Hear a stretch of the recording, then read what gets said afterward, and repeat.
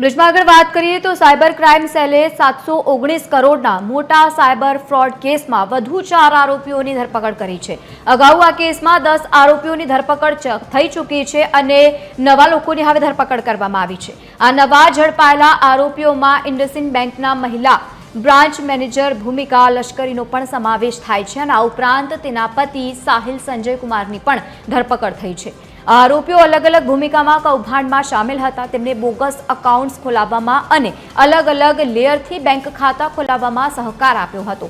આ ફ્રોડ ઇન્ડસઇન્ડ બેંકના 110 ખાતાઓમાં આચરવામાં આવ્યું હતું। જે આપને ખ્યાલ છે કે આમાં જનરલી 1.5 થી લઈને 2% સુધીનું આ લોકોને કમિશન મળતું હોય છે અને અલગ અલગ લેયરમાં જે આરોપીઓ છે એનો રોલ હોય છે। સીધા હેન્ડલરના સંપર્કમાં કોઈ અત્યારે જે પણ બેંક જે ખાતા ધારકો છે એના પછી એક લેયર હોય છે કે જેમાં આરોપી છે બેંક ખાતાઓ ખોલાવે છે। એક આરોપીનું લેયર એવું હોય છે કે જે બેંકના જે કર્મચારીઓ હોય છે એની જોડે મીડિયેટરનો રોલ કરે છે અને એક આરોપી એવા હોય છે કે જે પૈસા ફ્રોડના બેંકમાં આવે છે એને કેશમાં કન્વર્ટ કરી અને અલગ અલગ માધ્યમથી જે હેન્ડલર હોય છે એને પહોંચાડે છે।